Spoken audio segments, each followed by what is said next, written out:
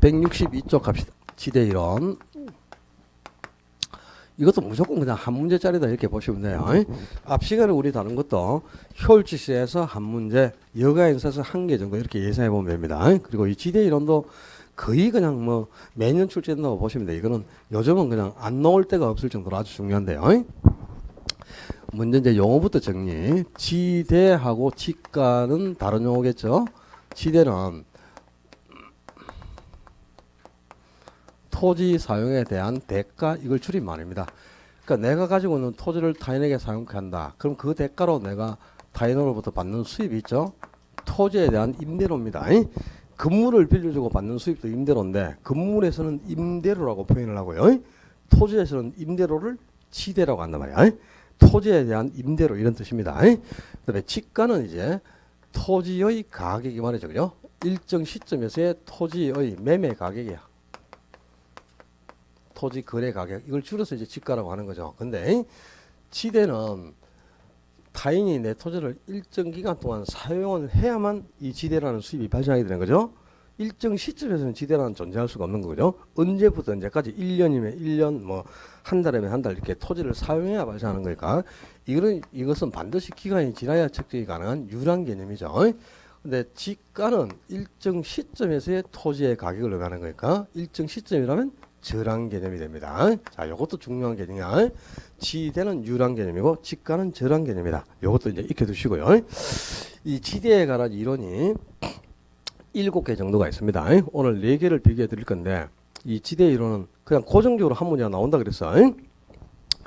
항상 자, 지금부터 오늘은 이제 서양인들의 무수히 많은 서양인들의 이론이 나올 거예요. 지대 이론도 7개 나오지. 또 뭐 도시 성장 이론도 7개 있죠.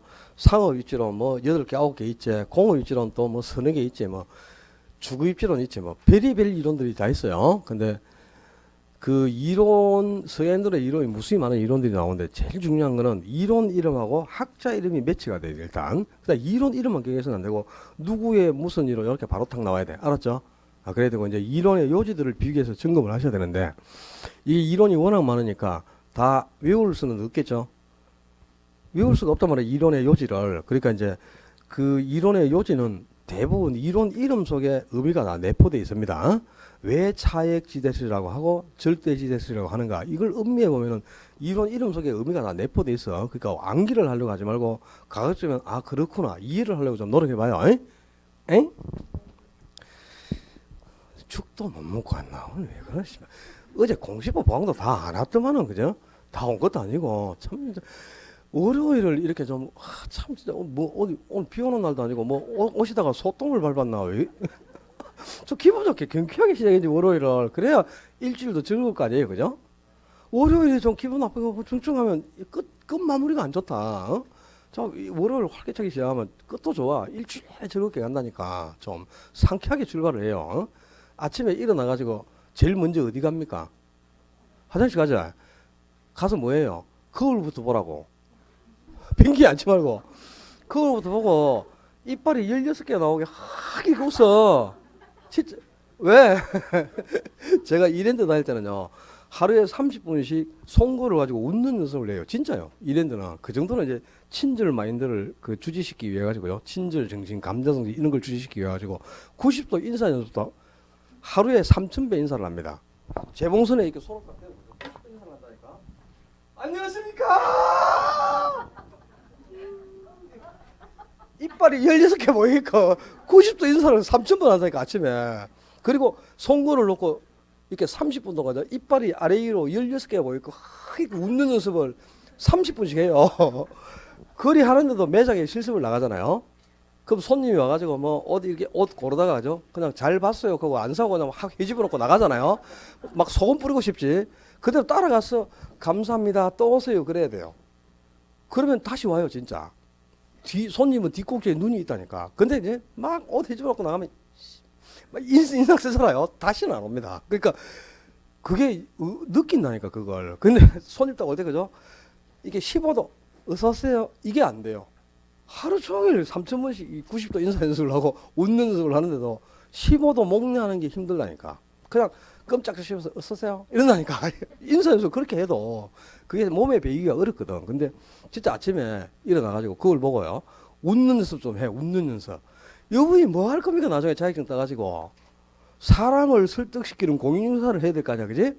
손님 들어오는데 어서 오세요. 본침 말지 이럴 거예요. 그냥 들어가고 막 웃고 들어오지 이렇게 해야 될 거 아니야. 새글새글 웃고, 그죠? 웃는 얼굴에 침 못 빼잖아요, 그죠? 표정이 밝아야 계약도 잘 되고 하는 거지, 그지? 인상 확 써가지고 뭐 또 계약할 때 안 하면 그냥 막 나가자마자 소금 뿌리고 막 그래도 다시 오세요 생각해 보시고 또 온다니까 그러면 알았죠? 바꿔줘 표정을. 그래갖고 중개사 되겠어? 아이고. 합격은 합격도 중요하지만 합격하고 일을 해야 될 거 아니에요, 그죠? 뭐 남하고 똑같이 할 겁니까? 남보다 앞서가게 해야지, 그죠? 지대 이론은 학자 이론하고 이론 이론을 일단 맺지를 시켜야 돼. 첫째, 지대의 효시가 된 이론이 리카도의 차액 지대설. 그러니까 리카도는 이제 지대에 차액이 생긴다. 그러니까 모든 토지의 지대가 동일한 지대가 발생하는 것이 아니고 지대마다 이제 그 토지마다 다른 지대가 형성된다는 거죠. 차액이 형성된다. 그래서 차액 지대설이라 이렇게 명명을 했는데요. 왜 이제 토지마다 동일한 지대가 생기는 것이 아니고 차액이 형성되느냐? 그 차액 지대가 형성되는 원인을 비옥도의 차이에서 찾았어요.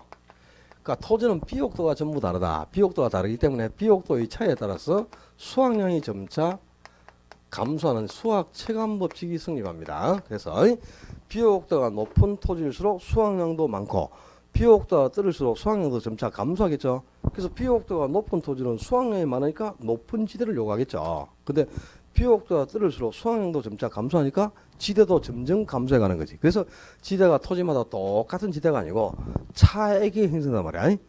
비옥도가 높은 토지와 비옥도가 낮은 토지 간에 수확량의 차이가 나니까, 그지? 지대도 차액이 생긴다. 그래서 차액지대설과 명명을 했고, 그래서 비옥도가 전혀 없는 토지가 있죠. 최열등지 또는 생산성이 0인 토지를 우리가 한계지, 농지 한계지라 그랬어요. 뭐 최열등지나 한계지 같은 말이죠. 이 한계지는 비옥도가 전혀 없으므로 수확량도 전혀 산출이 안 되겠지. 코로 지대를 지불할 여력이 없으니까 한계지에는 지대가 발생하지 않는다. 이게 리카도 이론의 핵심이 되는 내용입니다. 이렇게 지대가 비옥도의 차이에 따라서 수확량이 점차 감소해 가니까요. 지대도 동일한 지대가 아니고 토지마다 다른 차액이 형성되는 거죠. 그래서 차액지대설이라고 명명을 했고요. 이 리카도는 비옥도가 없는 한계지는 지대도 발생하지 않는다 그랬죠. 그런데 이걸 이제 정면으로 비판을 한 게 두 번째 마르크스가 주장한 절대지대설인데 교재는 2번하고 3번 위치를 제가 바꿔가지고 설명할 테니까요. 3번이 절대지대설이다. 이제 리카도는 차액지대설에서 비옥도가 없는 한계지는 수확량도 없으므로 지대를 지불할 여력이 없으므로 지대가 발생하지 않는다 그랬죠. 근데 마르크스는 지대가 발생하지 않는 토지가 어떻게 있을 수 있느냐. 그런 토지는 존재하지 않는다. 지대는 모든 토지에서 절대적으로 다 발생한다. 그래서 절대지대설이라고 명명을 했어요. 왜 모든 토지에서 절대적으로 지대가 다 발생하느냐. 마르크스는 지대가 발생하는 원인을 토지 소유 그 자체가 지대를 발생시키는 원인이다 이렇게 봤어요. 그러니까 지대는 토지만 소유한다면 무조건 발생한다 이 말입니다. 왜 그러냐. 토지는 그죠? 전부 개인들이 사유하고 있어요.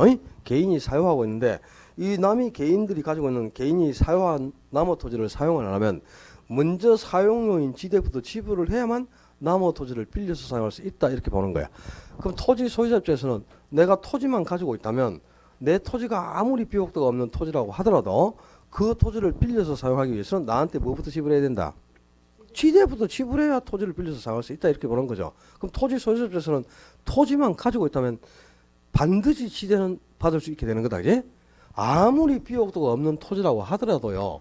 당연히 그 토지를 빌려서 사용하려면 지대부터 지불하고 빌려서 사용할 수 있다 이렇게 본 거야. 그래서 비옥도가 없는 한계지라 하더라도 당연히 지대는 발생하게 된다 그런 뜻이에요. 그지? 그래서 한계지조차 지대가 발생하기 때문에 지대가 발생하지 않는 토지는 있을 수가 없지. 모든 토지에서 지대는 절대적으로 다 발생한다. 그래서 절대지대설이라고 명명을 한 거예요. 그리고 이제 이 두 이론하고 대비되는 게 세 번째 튀넨이 주장한 입지 교차 지대설. 입지가 위치라는 뜻이에요. 위치. 그래서 위치에 따라 지대가 달라진다. 그래서 이걸 위치지대설이라고도 하고요. 입지 요소지대라 위치지대 같은 말이고, 티넨이 이 이론을 정리하기 위해서 저술한 논문이 고립국이라는 논문입니다. 그래서 고립국이라는 논문을 통해서 정리해 보였기 때문에 이 위치지대설을 고립국 이론이라고도 하는데, 다 기억해야 됩니다. 제가 동의어 적어드릴 때는, 제가 적어드리는 동의어는 다 기억을 해야 돼. 고립국 이론으로 나올 때도 있고, 위치지대설하고 나올 때도 있고, 입지교차지대설로 나올 때도 있고, 그러니까 이건 전부 다 기억을 해 두셔야 돼요. 자, 이 티넨은 상당히 중요한 학자고요. 이 티넨의 위치지대설은 농업 입지를 대표하는 이론입니다. 대표적인 이제 농업 입지에 관한 농경지 이론이 아닌 농업 입지를 대표하는 농업 입지 이론인데, 앞으로 이제 등장하게 될 도시 성장 이론들이나 이런 것들은 다 티넨의 이론을 응용해서 나온 거예요. 티넨의 이론을 응용해서 나온 거기 때문에 티넨이 중요할 수밖에 없고, 티넨이 현대적인 입지론의 이론적 기초를 정해줬기 때문에, 그죠? 그래서 티넨을 입지론의 선구자라고 합니다. 입지론의 선구자. 그 정도로 이제 입지론의 선구적인 역할을 한 학자이기 때문에 눈이 튀어나올 정도로 중요한 학자. 티넨. 자, 이 농업 입지를 대표하는 농경지 이론인데요. 농촌사회도 중심지라는 게 있어. 중심지. 농촌사회의 중심지는 업이나 면 소재지를 의미하는 거예요. 근데 티넨은 이 그 고립국이라는 논문을 통해서 이 이론을 증명하기 위해서 자기가 직접 농장을 운영을 했어요. 델로 농장을 운영을 하면서 이 이론을 증명해 보인 겁니다. 근데 농촌사회도 이 중심지인 업이나 면을 기점으로 해서 6개의 농업지대가 동심원 모양으로 이렇게 형성되어서 농작 활동을 수행해 갑니다. 이렇게 6개의 농업지대가 동심원 모양으로 이렇게 형성돼서 농장 활동을 수행한단 말이야. 근데 이 각각의 농업지대가 중심지까지 가까운 거리에 위치하느냐, 먼 거리에 위치하느냐, 그 위치에 따라 지대가 달라진다, 이렇게 본 거죠. 그래서 이제 위치 문제를 특히 중시했단 말이야, 티넨이. 그래서 이제 위치지대설이라고도 하는데, 요 앞에 두 이론하고 차이점은, 즉 리카도의 차액지대설이나 마르크스의 절대지대설은 위치 문제는 전혀 고려하지 않았잖아요. 비옥도에 따라서 지대가 달라진다. 이거는 땅만 가지고 있다면, 토지만 내가 소유한다면 무조건 지대는 받을 수 있는 거니까 토지 소유 자체가 지대를 가시킬 원리다, 이렇게 봤지. 위치 문제는 전혀 고려하지 않았어요. 근데 실제 현대 토지에서, 그죠? 토지의 지가를 결정하는 가장 중요한 요인은 뭐냐? 위치입니다. 위치가 양호해야 지가가 상승하는 요인이 되거든요. 그래서 현대적인 입지론의 기초를 적용해줬다는 거야. 그래서 이제 입지론의 선구적인 역할을 했기 때문에 입지론의 선구자라고도 하는데, 자, 이 농업지대가 이렇게 중심지를 기점으로 6개의 농업지대가 동심원 모양으로 형성돼서 농작활동을 해요. 근데 이 농업지대가 중심지까지 가까운 거리에 위치하느냐, 먼 거리에 위치하느냐에 따라 지대가 달라지는 거야. 왜 그러냐? 자, 지금 1번 농업지대 같은 경우는 중심지까지 가까운 거리에 농업지대가 위치를 하고 있죠. 근데 6번 농업지대 같은 경우는 중심지에서 아주 먼 거리에 농업지대가 위치하고 있잖아, 그죠? 그럼 이 농업지대에서 농작물이 수확이 되면은 이 수확된 농작물을 소비시키기 위해서는 중심지까지 이동을 시켜야 돼. 즉 업이나 면 소재지에 갖고 가야 팔아먹을 수 있다, 이 말이야, 그지? 그래서 중심지까지 이제 이동을 시켜야 되는데, 농업지대의 거리가 가까이 있다면 이 농작물을 수송하는데 수송비를 대폭 절감할 수 있다, 이 말이다, 그지? 그러니까 거리가 가까운 위치에 있다면 수송비가 대폭 절감이 되거든.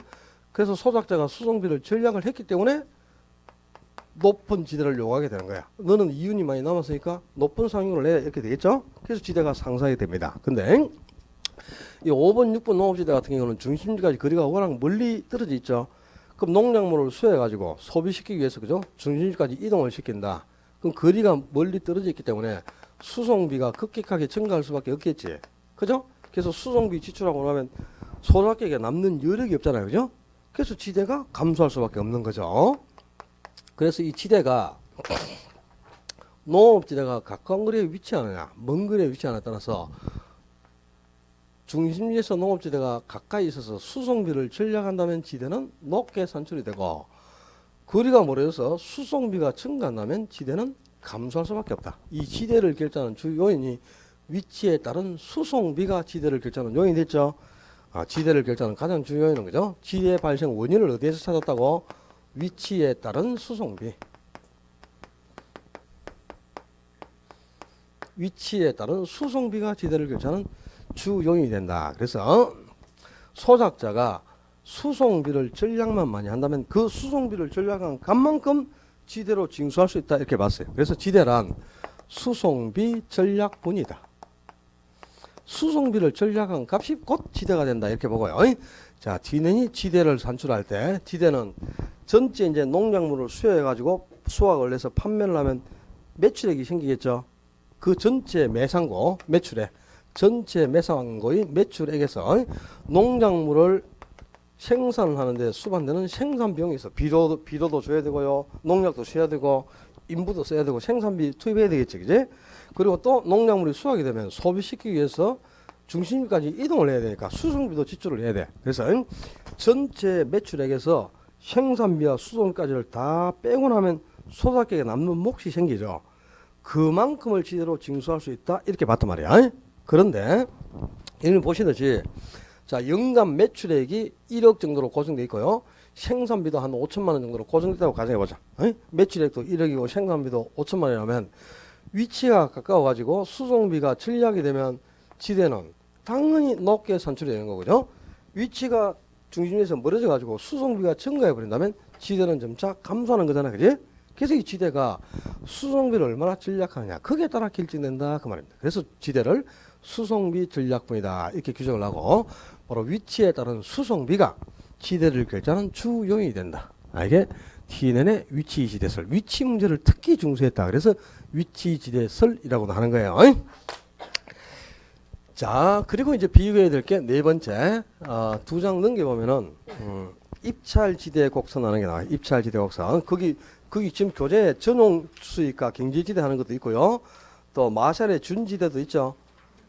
그 경제지대라든가 준지대는 다음에 심화이론 단계에서 설명드릴 테니까 우선은 아직 안 봐도 돼. 지대에서 주로 시험에 나오는 포인트는 지금까지 설명한 요 세 개 이론과 또 한 개 더 있어요. 한 두 장 넘기면 입찰지대 곡선하는 게 나와. 몇 장 넘겨보면은 가로 속에 찾았어. 아론소가 주장한 입찰지대. 용어 자체가 아주 까다롭다. 입찰이란 말은 경매용어거든요. 경매용어인데 더 넘겨요. 더 넘겨요. 170페이지.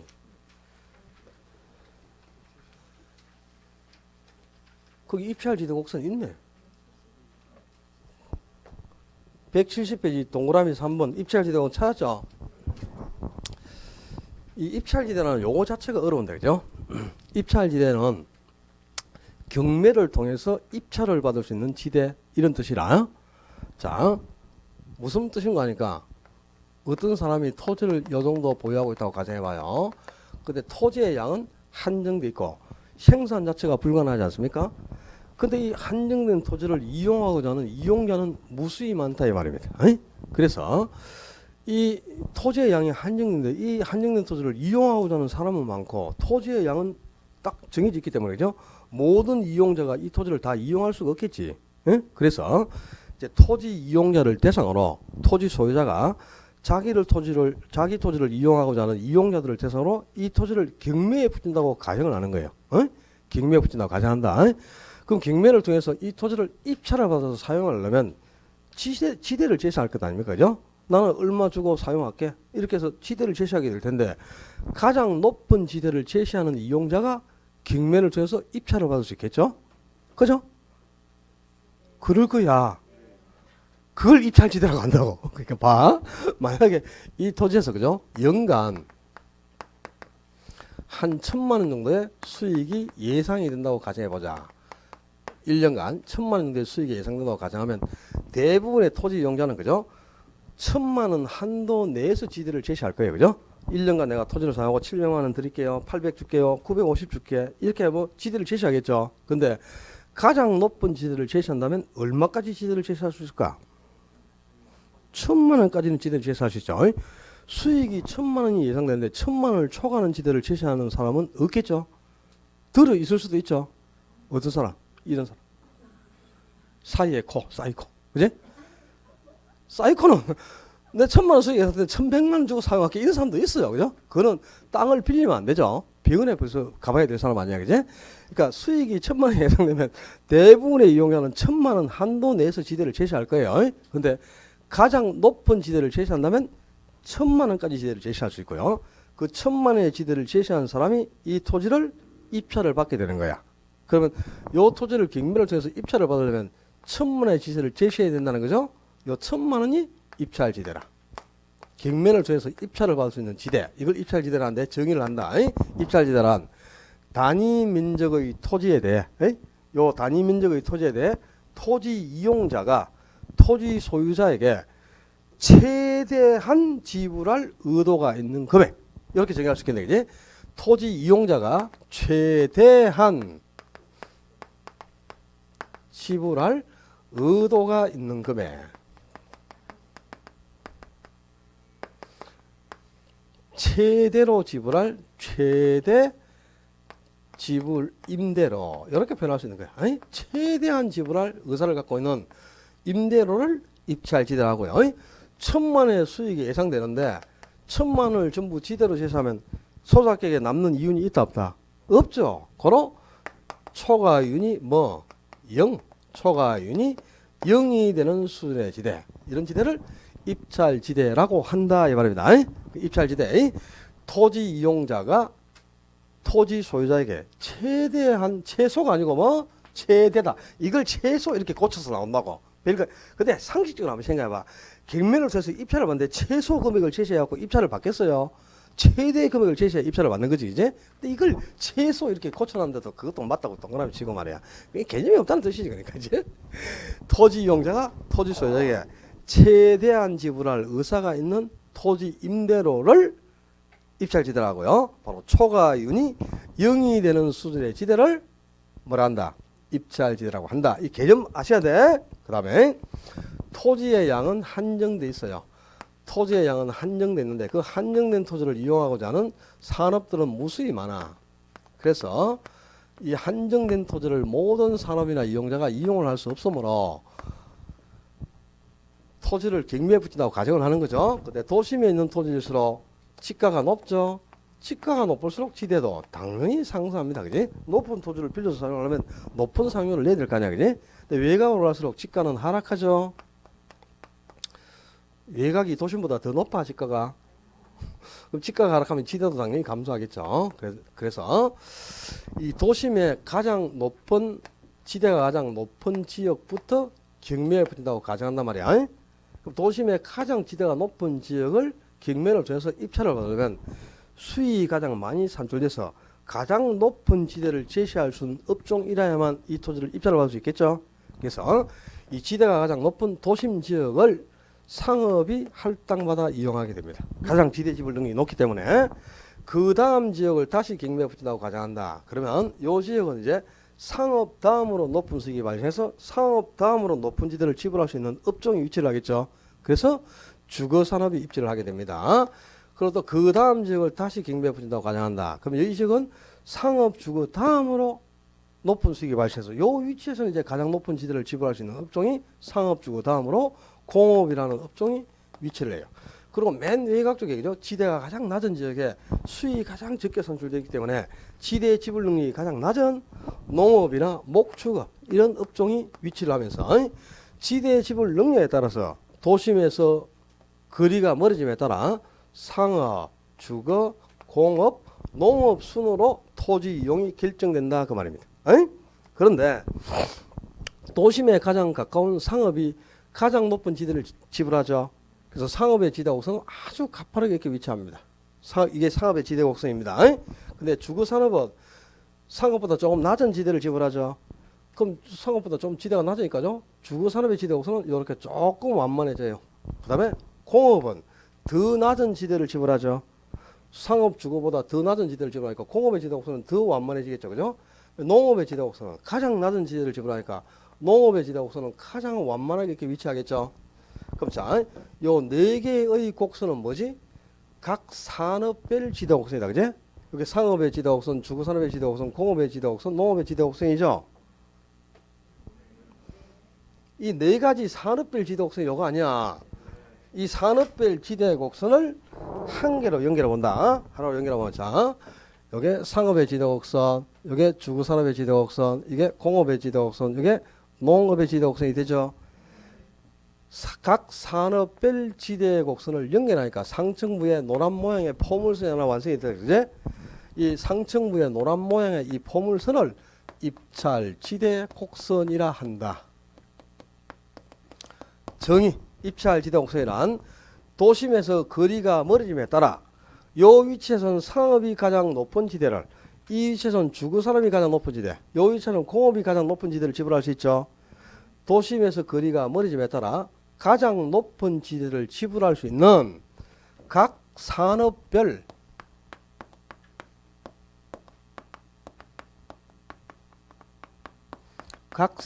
지대 곡선을 한 개로 연결한 곡선, 이걸 뭐라 한다고? 입찰 지대 곡선이라 한다 이 말이야. 정의를 그대로 알아야 돼. 제가 적어드린 정의 자체가 시험 지문이라. 입찰 지대 곡선은 각 산업별 지대 곡선을 하나로 연결한 곡선입니다. 지대 여러 개의 산업별 지대 곡선을 지금 한 개로 연결한 요 노란 모양의 포물선을 입찰 지대 곡선이라 한단 말이야. 또 뭐 입찰 지대 곡선이란 도심에서 거리가 멀어짐에 따라 생산량이 최고로 산출되는 지대 곡선을 연결한 곡선이다. 맞아 틀려요? 산업별 지대 곡선을 연결했다 해도 그럼 딴소리 하면 안 된다 그래도 그러네. 정의를 내가 적어주잖아. 지금 책이 없으니까 정의가. 정의 자체가 시험 지문이라. 그러니까 정의를 그대로 기해야 돼. 자, 아까 입찰지대의 정의도 내가 왜 적어주겠어? 이게 시험 지문이라니까. 입찰지대란 단위 면적의 토지에 대해 토지 이용자가 토지 소유자에게 최소한 지불할 의사가 있는 금액을 말한다. 최소가 아니고 최대한, 동그라미 쳐줬잖아. 최대 지불 용액이라고. 토지 이용자가 지불하고자 하는 최대 지불 용액, 이걸 입찰지대라고요. 초과인이 뭐 100이 되는 수준, 또 초과인이 최대가 되는 수준의 지대가 아니고 초과인이 뭐 0이 되는 수준의 지대라고. 이런 게 시험 포인트라니까. 이런 게 딴 게 아니고. 왜 이렇게 자꾸 핏대를 세워서 강조를 하겠어요? 시험 포인트가 그러니까 그렇지, 그지? 그 다음에 입찰 지대 곡선은 우하향하는 곡선이죠. 입찰 지대 곡선은 우하향합니다. 왜 입찰 지대 곡선이 우하향하느냐? 입찰 지대 곡선이 우하향하면 도심일수록 입찰 지대 곡선의 기울기가 어떻고? 크고, 기울기가 크다, 가파르단 말이야. 그리고 외곽으로 갈수록 입찰 지대 곡선의 기울기는 적어졌어. 입찰 지대 곡선은 완만한 형태로 변한다, 그런 뜻이죠. 왜 그런 거 하니까? 자, 입찰 지대 곡선의 기울기 공식 외우셔야 됩니다. 입찰 지대 곡선의 기울기는 한계 수송비나 운송비 같은 말이야. 교통비, 수송비, 운송비 다 같은 말입니다. 수송비나 교통비나 운송비가 같은 말이다. 한계 운송비를 토지 사용량으로 나눈가. 입찰지대 곡선의 기울기는 토지 사용량을 한계 운송비로 나눈 값이다. 그러면 안 된다. 무엇으로 나눈 거야? 한계 운송비를 토지 사용량으로 나눈 값. 공식 외우셔야 돼. 근데 자, 도심일수록 지가가 높죠. 외곽으로 갈수록 지가는 점차 하락하지. 그러면 똑같은 비용을 가지고 1000만원을 가지고 토지를 사용한다고 가정해보자. 그럼 도심에서는 한 평에 1000만원이라 땅 한 평밖에 사용을 못해. 요 위치 나가면 평당 100만이라. 그럼 10평 사용하겠죠. 요 위치 가면 평당 10만이라 100평 사용할 수 있죠. 요 위치 가면 평당 만원이라. 그러면 1000평 사용할 수 있겠죠. 똑같은 1000만원을 가지고 토지를 사용한다면 외곽으로 갈수록 지가는 점차 하락하지. 그러면 외곽으로 갈수록 지가가 하락하니까 토지를 사용할 수 있는 양은 점점 증가해 가겠죠. 외곽으로 갈수록 토지 사용량이 점점 증가해 간다. 요 토지 사용량이 점점 증가한다면 기울기는 커져요, 작아져요? 분모가 클수록 값이 적어지는 거니까 기울기가 적어지잖아, 그지? 외곽으로 갈수록 지가가 하락해서 토지 사용량이 점점 증가하기 때문에 입찰지대 곡선의 기울기가 점점 적어진단 말이야. 봐라, 기울기가 어떻게 되는지. 도심의 기울기가 가장 크고 외곽으로 갈수록 기울기가 점점 적어지잖아, 그지? 그래서 이 꼭지점을 연결하니까 곡선이 우하향하는 이렇게.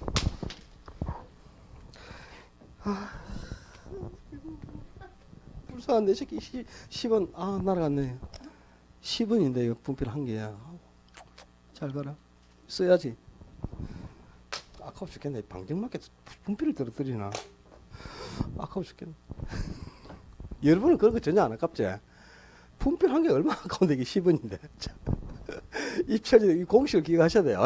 입찰지대 우선의 기울기는 한 개 운송비를 토지상으로 나눈 값이다. 근데 외곽으로 갈수록 지가가 점차 하락해서 토지 상황이 점점 증가해 가는 겁니다. 그래서 토지 상황이 점점 증가해서 입찰지대 곡선의 기울기가 점점 적어지는 거야. 그래서 곡선이 이렇게 우하향하는 곡선이 된다. 그런 뜻입니다. 자, 그 입찰지대 이론에서 나중에 지문을 제가 한 4개 정도 더 설명됩니다. 3, 4단계 가서. 우리 교재에 지금 없어, 그 지문들이. 그래서 다음 단계는 자료를 만들어 갖고 와서 부연해서 설명을 드리고요. 오늘은 입찰지대 개념, 입찰지대 곡선의 또 개념, 입찰지대 곡선의 기울기, 공식 기억하셔야 돼. 그 다음에 지대 지불 능력에 따라서 도심에서 외곽으로 감에 따라 토지 용이 상업, 주거, 공업, 농업 순으로 토지 용이 결정된다. 입찰지대 곡선은 원점을 향해 볼록하게 우하향하는 형태가 된다. 그죠? 왜 입찰지대 곡선은 우하향하느냐? 외곽으로 갈수록 토지 상황이 점점 증가하기 때문에 그래요. 토지 상황이 점점 증가해서 기울기가 적어지기 때문에 입찰지대 곡선은 완만하게 우하향하는 형태의 곡선이 됩니다. 자, 여기까지 지대 이론 4개를 비교해 놓고요. 이거 외에 우리가 알아야 할 지대가 또 있어. 그 앞부분에 있었는데 제가 설명을 안 했어요. 파레토의 경제지대, 경제지대와 전용수입 하는 것도 정리를 하셔야 돼. 이거는 3사에 가서. 그리고 또 마샬이 주장한 마샬의 준지대라는 것도 있습니다. 이것도 정리를 해야 되고. 그리고 또 뭐 독점지대라는 것도 있는데 이거는 시험하고는 관계가 없다. 독점지대는. 이거는 몰라도 되고요. 이 경제지대하고 준지대까지는 아셔야 되는데 아직까지는 요 개념은 지금 4개의 지대로만 먼저 비교를 하시고 다음 단계에서 정리하시면 되겠어요.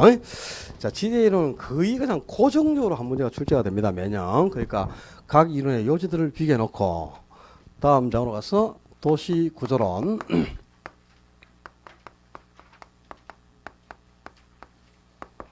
도시 공간 172 172 도시 공간 구조론, 다른 말로 바꾸면 도시 성장 이론 이렇게 바꿀 수 있어요. 그러니까 도시가 어떻게 성장 발달해 가는가 그에 관한 이론인데 이 지대 이론보다는 훨씬 쉽게 답을 정리할 수 있는 아주 손쉬운 능력이야. 이거는 역시 도시 성장 이론도 10년 동안 한 8문제가 나왔기 때문에 거의 매년 그냥 한 문제가 나오고 있다는 거죠. 근데 이거는 정말 더 쉽게 이 지대 이론보다 훨씬 쉽게 지대 이론은 아직까지 각 그 이론별로 2가지 포인트를 나중에 더 정리를 해야 돼요. 어려운 포인트가 남아있어 아직. 근데 오늘은 지대 발생 원인 그걸 비옥도에서 찾는지 토지 소유 자체에서 찾는지 한기지 지대가 발생하는지 발생하지 않는지 요게 이제 가장 시험에 많이 나오는 포인트니까요. 요 개념을 절대 놓치면 안 돼요. 지대의 발생 원인을 어디에서 찾고 있느냐를 꼭 기억하셔야 돼요. 자, 도시 성장 이론은 이론 이름 속에 다 의미를 내포하고 있고 아주 쉬워요. 그러니까 손쉽게 정리할 수 있는데 역시 여기서도 이론을 주장한 학자와 이론 이름이 일단 매치가 돼야 된다. 그냥 무슨 이론 이렇게 버제스의 동심원 이론, 호이트의 선행 이론 이렇게 해서 학자 이름하고 이론 이름을 바로 그냥 매치시켜서 같이 얘기를 하라 이 말이야. 오케이? 이 이론 이름하고 학자 이름이 기억이 안 나면 안 돼.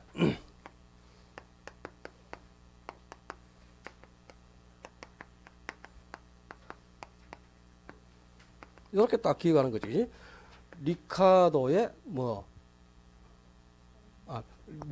리카도가 아니고 리차드 절마 그래야 돼. 리차드. 응? 리카도의 자액지 대설이죠. 마르크스의 절대지 대설이죠. 튀넨의 입지 교체 지대설이죠. 리차드 절마는 입시다. 이렇게 오죽하면 내가 이렇게까지 해주겠나. 전장시장 다 외워야 되는데도 그러네. 어떻게든 외워야 돼요. 이 역시 이제 도시 성장 이론도 이론 이름하고 학자 이름을 틀리게 내니까 지금 그러니까 시험 문제가 참 중개사 시험 문제가 왜 그리 쫀쫀해졌는지 그치? 리카도는 비옥도의 차에 따라서 지대가 점차 감소하는 차액 지대수를 주장했는데 그게 누구? 리카도죠. 그걸 튀넨 이렇게 갖고 나오거죠. 참 빨리 이 학자 이름을 어떻게 바꿔갖고 다 그 시험을 그 문제를 답을 요구할 생각을 다 하냐, 그죠? 참 대학 교수들이라는 게 유치하지. 자, 도시 성장 이론도 학자 이름하고 이론을 일단 결합해야 되고요. 첫 번째가 버제스가 주장한 동심원 이론. 이 버제스의 동심원 이론은 아주 전통적인 소도시를 대상으로 연구를 한 거고요. 미국의 조그마한 소도시 시카고시가 연구 대상이 됐는데 요 연구 대상이 된 도시 이름까지도 기억을 해야 됩니다. 시카고시가 동심의 연구 배경이 된 도시다. 참 서글프다, 그제? 뭐 서울시나 부산시가 나오면 좋겠지만, 그제? 이런까지도 기억을 해야 된다는 게. 자, 조그마한 소도시는 도심 한복판에 모든 기능을 다 담고 있는 한 개의 핵이 있어요.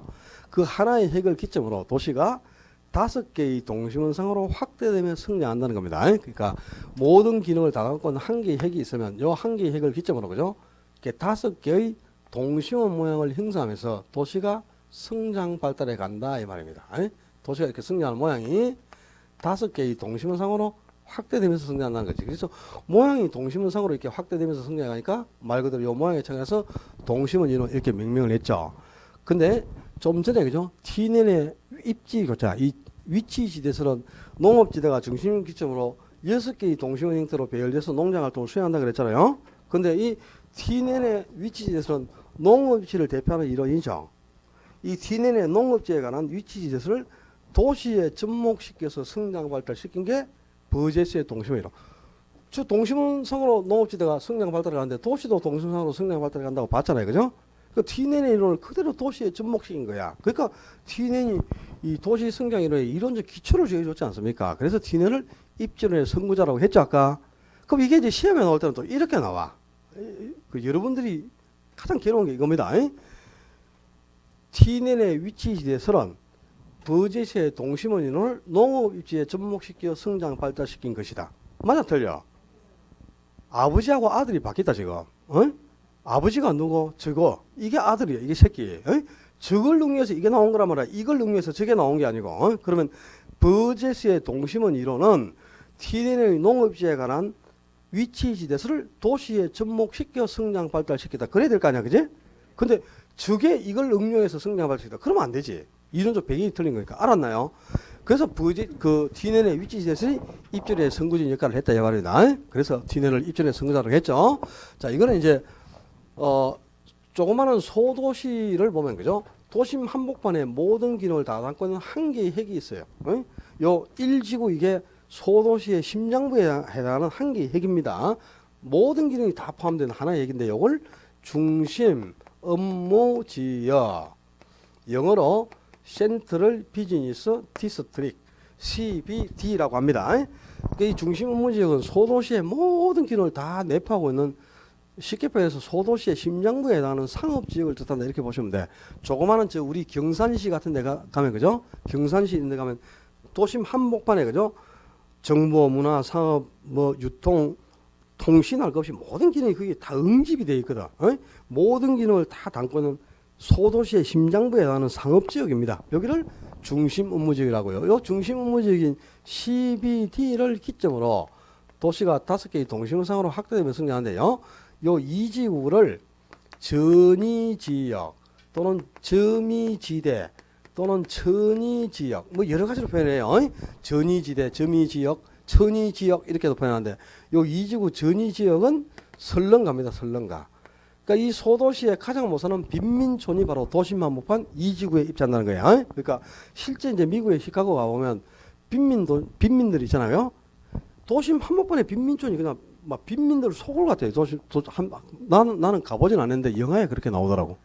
안 가봤어요. 네, 안 가봤는데 영화에 보니까 그렇게 나오더라고 진짜.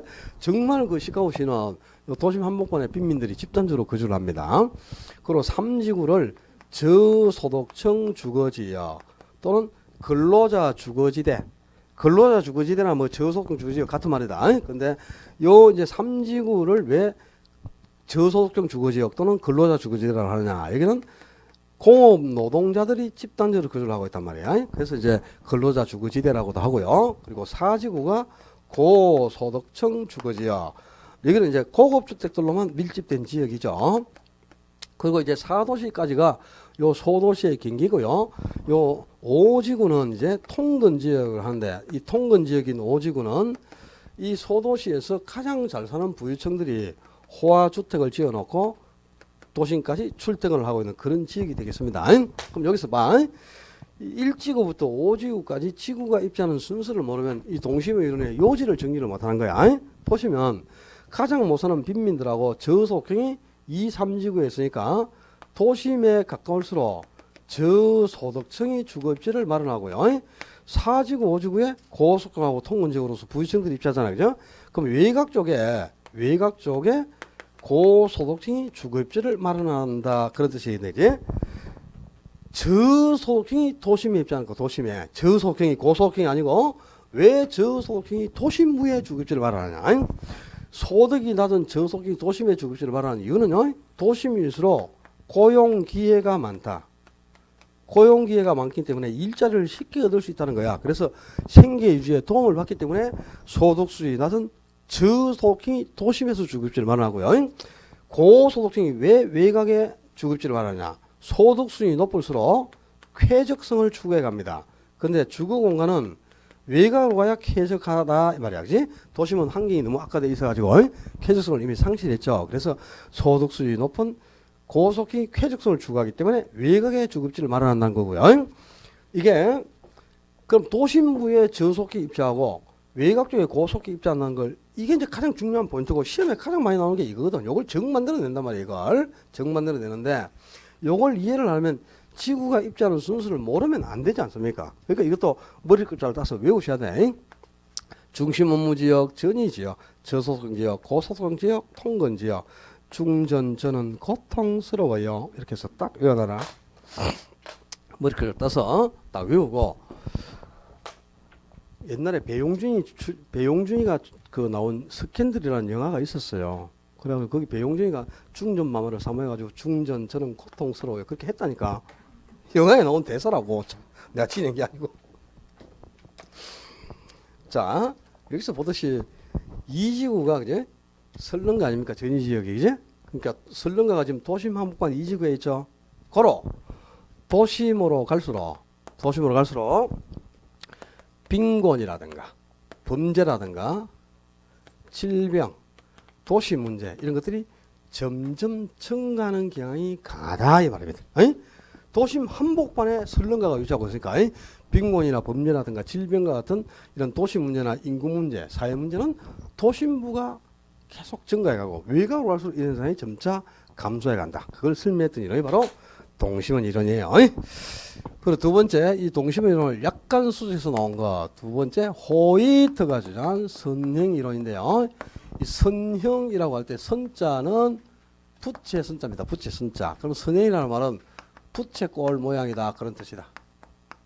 그러니까 도시가 성장할 때 마치 부채를 펼친 모양과 닮았다. 그래서 부채꼴 모양을 위해서 성장 발달하니까 부채 선자를 써서 선형 이론이라고 표현해서 선자가 부채 선자라는 걸 기억을 하셔야 된다. 그래야 이 이론의 요지를 난단 말이야. 근데 왜 이게 도시가 성장하는데 부채꼴 모양을 이루느냐. 그 이유는 도시가 성장을 할 때요. 교통축을 따라서 성장하기 때문이다. 이 말. 교통축, 교통노선, 교통망 같은 말이죠. 그죠? 그래서 교통축을 따라서 성장하니까 이걸 이제 축이론으로 표현하는 사람도 있습니다. 교통축을 따라서 성장한다고 해서 축이론 이렇게 표현하는 사람도 있어. 그러니까 역시 이제 이 호이트의 선형이론도 도시는 한 개의 핵을 기점으로 그죠? 소도시가 점점 커져가. 한 개의 핵이 뭐죠? 도시 심장부에 있는 하나의 핵이 요거 좀 외워라. 이거 뭐라고 이거? 중심 업무지역 요 CBD가 이게 한 개의 핵이란 말이야. 한 개의 핵. 모든 기능을 다 담고 있는 한 개의 핵, 단핵. 그러니까 소도시는 핵이 하나밖에 없어. 단핵. 이걸 기점으로 발달하는데 선행이론도 한 개의 핵인 CBD를 기점으로 발달하는 거. 이 CBD 용어를 모르면 안 돼. 중심 업무지역. 알아야지. CVRD, CBD. 에? 소도시 심장부에 있는 한 개의 핵이 뭐? 중심 업무지역 해라. 용어 알아야 돼요. 그럼 이제 선행이론도 한 개의 핵인 중심 업무지역을 기점으로 발달합니다. 근데 소도시가 점점 커지죠. 그럼 도로가 생기고 철도가 놓이고 하면서 교통축이 이렇게 생겨난다. 교통축. 이게 교통축입니다. 교통노선. 이 교통축을 따라 성장하는데 그 모양이 완전한 동심원 모양은 아니야. 동심원에서 약간 변형된 모양을 이렇게 형성합니다. 동심원에서 약간 변형된 모양을 형성하는데 이 모양이죠. 부채를 착 펼쳤을 때 그때 모양과 같다 이 말이야. 이 모양 자체가 부채를 딱 펼쳤을 때 모양과 닮았다. 그래서 이 도시가 승리하는 모양이 푸채꼴을 이면서 승리하니까 푸채 선자를 써서 선형이라고 한다 이 말이야. 핵심 이게 이 교통축이 그죠? 이 도시의 심장부는 바로 교통 노선을 따라 도심부가 형성돼 가는 거거든. 그럼 이 교통축이 바로 가장 번화가를 뜻하는 거야. 접근성이 가장 강한 심장부를 의미합니다. 여기가. 근데 여기에 가장 먼저 고소득층이 자리를 잡는다. 고속이 가장 먼저 교통축에 딱 입지를 합니다. 교통축에 가장 먼저 입지하는 게 저속격이 아니고 누구? 고속격이 교통축에 입지를 해. 그러면 저소득층은 고소득층의 반대편에 입지한다. 반대편. 고속격이 반대편에 입지해서 저소득과 고속격이 서로 마주 보면서 일정 간격을 두고 주거지역을 분리하고 있죠. 좀 전에 소득이 다른 계층끼리 주거지역을 분리하여 형성하는 걸 뭐라 그랬지? 주거분리. 앞 시간에 했잖아. 그죠? 도심지역에서 주거분리가 전개되는 과정을 입증하고자 했던 이론이 선행 이론이에요. 실제. 그런데 잘 봐. 요 끝부분은 실선으로 이렇게 연결이 되어 있고, 그죠? 가운데는 접선으로 제가 표시를 했죠. 근데 여기가 전부, 그죠? 저소득 지역, 저소득 지역인데, 실제는 지금은 저소득 지역이 아니고, 나중에 저소득 지역으로 변모될 것이라는 걸 암시하고 있는 거다. 무슨 뜻이냐? 고속격이 거주를 하다가 주택이 노후화되죠. 그럼 고속권 새집 사서 이사 가요. 그럼 여기 이제 저속격이 계속 이주해 들어온단 말이야. 그렇게 해서 나중에 이 지역이 저속지역으로 변모될 것이다. 즉 고속지역이 저속지역으로 변모될 것이니까 하향여가 발생할 것이라는 거예요. 그래서 도심에서 이렇게 주거분리 과정을 통해 하향여가가 발생하는 것을 입증하고 있었던 이론이에요. 그래서 도시 성장이론을 가장 대표하는 이론 중에 하나인데 안타깝게 그죠? 평가를 못 받아. 왜 그러냐? 이게 요 하향여가 과정을 딱 입증까지 하고 결론을 내렸으면 정말 이게 가장 빛나는 이론이 될 건데 이 호이트가 그죠? 명이 짧아가지고 이론을 전개하는 중에 나무 코트를 입어봤어요. 그 이론을 결론을 못 내린 거야. 그래가지고 평가를 못 받고 있습니다. 결론이 없어서. 그래서 그냥 동심의 이론을 수주한 것에 불과하다 이렇게 안타깝게 평가를 받고 있는데 실제는 이 도심에서 주거분리 과정을 통해서 하향여가가 전개되는 걸 입증하고 있었던 아주 도시 성장을 대표할 수 있는 가장 빛나는 이론이에요. 실제는. 그러니까 이제 시험에도 자주 나옵니다. 평가는 못 받고 있지만 자 도시는 원을 약간 변형한 부채꼴 모양을 이루면서 성장을 발달한다. 왜 부채꼴이 된다고? 도시가 성장을 할 때 교통축을 따라 성장하기 때문이다. 그러니까 교통축, 부채꼴 요 용어를 잊어버리면 안 돼요. 호이트의 성장 이론이었고요. 제일 시험에 많이 나온 거는 잘 봐야 돼. 동심원 이론에서는 도심부에 누가 입지를 했노? 저소득층이잖아. 근데 여기가 도심이라 여기가 이 교통축이 그 도심에 누가 입지하고 있노? 고속이잖아요. 정반대 아닙니까? 정반대. 그지? 그 서로 이걸 수준에서 답으로 요구하는 거예요. 시험에 나오는 포인트는 딱 정해져 있는 겁니다. 아, 이걸 잊어버리면 안 되겠고요. 그리고 이제 요 두 사람의 이론을 약간 또 수준에서 나온 게 해리스와 울만 두 사람이 주장한 다핵심 이론. 다핵심, 핵이 한 개가 아니고 여러 개라는 거죠. 그죠? 이 다핵심 이론은 런던, 영국의 수도가 런던이죠. 런던의 도시 구조를 가지고 도시가 어떻게 기능적으로 분화가 이루어지는지 도시의 기능적 분화 과정을 입증하고자 했다 이 말이야. 그러니까 도시는 소도시일 때는 핵이 한 개죠. 소도시일 때는 하나의 핵인 중심 업무지역을 기점으로 점점 성장 발달하잖아. 그지? 근데 도시가 점점 커져버리면 중간중간에 부도심이 형성된단 말이야. 부도심이 형성되니까 핵도 한 개가 아니고 여러 개로 복수로 파쇄이 되면서 성장 발달해요. 그러니까 종전에 이게 동심원이나 선행인을 때는 요 한 개의 핵을 기점으로 성장했잖아. 그죠? 근데 그 중심 업무 지역인 한 개의 핵에는 정보, 문화, 유통, 통신학 없이 모든 기능이 다 응집되어 있었잖아요. 근데 이게 이제 도시가 점점 커져서 부도심이 형성되죠. 그러면 이 응집된 기능이 전문화된 기능으로 분화가 된단 말이야. 정보는 정보대로, 문화는 문화대로, 유통은 유통대로, 통신은 통신대로. 이게 전문화된 기능으로 분화가 되니까 도시는 한 개의 핵이 아니고 여러 개의 핵을 형성하면서 성장 발달한다. 그래서 핵이 여러 개니까 다핵심 이론이네. 그죠? 용어 속에 답이 다 있어.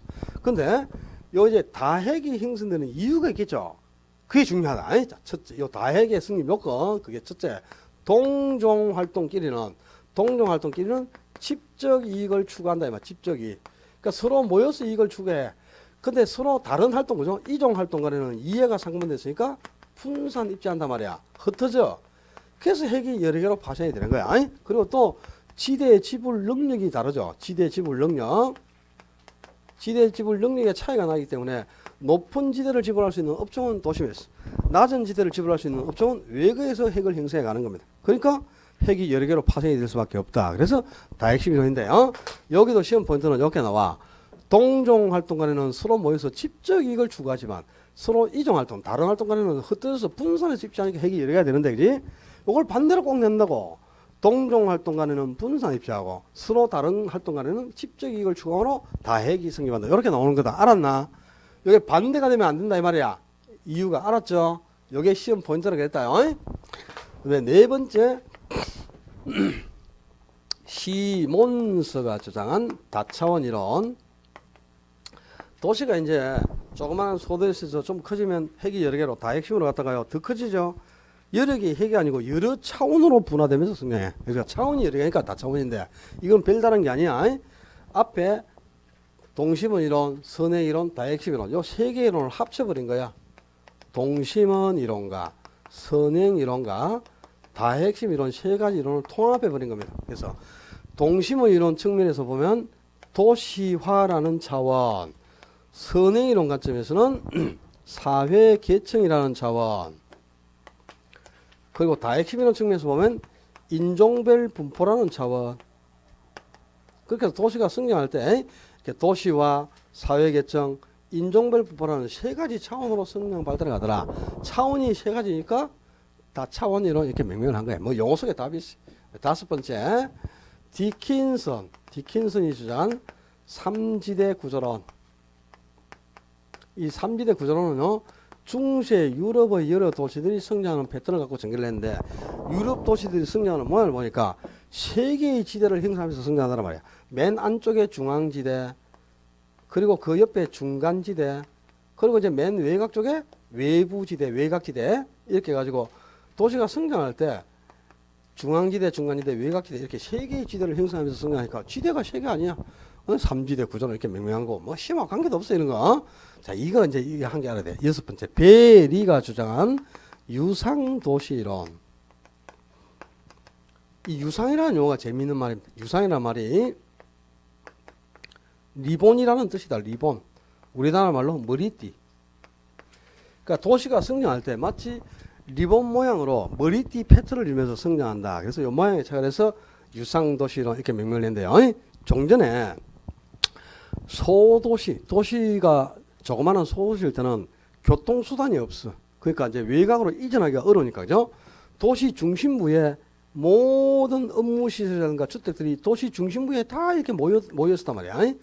주택이나 업무시설이 다 이 도시 중심부에 모였었죠. 근데 이제 도시가 점점 성장하면서 도로가 생기고 승용차가 생겼잖아요. 그죠? 자동차가 생기고 지하철도 생기고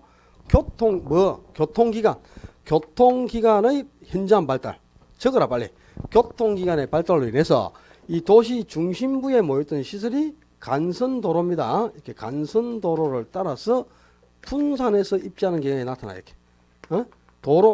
간선도로를 따라서 이렇게 흩어져서 분산 입지하니까 도시가 마치 성장할 때 이렇게 머리띠를 두는 것처럼 리본 패턴을 이루면서 성장한다. 그래서 요 모양에 착안해서 유상도시론. 유상이라는 말이 리본이라는 뜻이에요. 왜 이런 모양이 된다고? 용어 두 개 기억한다. 교통기관의 발달로 이 도시 중심부에 모였던 시설이 뭘 따라 분산 입지한다고? 간선도로를 따라서 분산 입지하는 거야. 그러다 보니까 마치 도시가 성장할 때 머리띠를 두는 것처럼 리본 모양을 이룬다 해서 붙인 이름이 유상도시론이 되겠습니다. 자, 이 도시 성장 이론도 이거 외에 또 메이어가 주장한 거미망 구조 모델도 있어요. 알 필요가 없어. 칠판이 없어서 내가 못 적겠다. 여기까지만 적어야 되거든. 잘려. 칠판에서 못 적겠는데 거미망 구조 모델 이런 것도 있는데요. 시험하고 관계가 없고 도시 성장 이론은 주로 앞에 세 개 이론. 동심의 이론, 선행 이론, 다핵심 이론.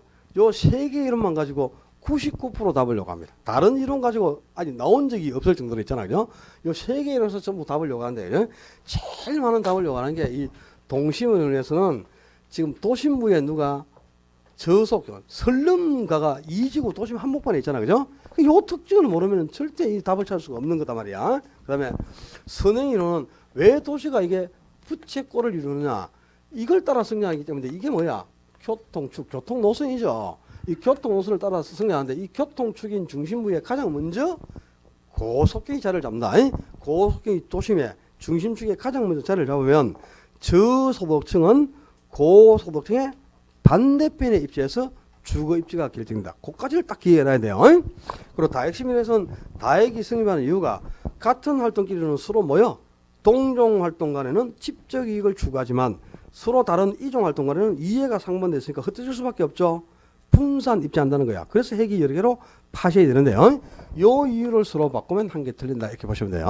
자, 도시 성장 이론이었고 칠판이 없어서 어쩔 수가 없이 쉬어야 돼요. 좀 쉬었다가 상업 입지론부터는 조금 쉬었답니다. 수고했습니다.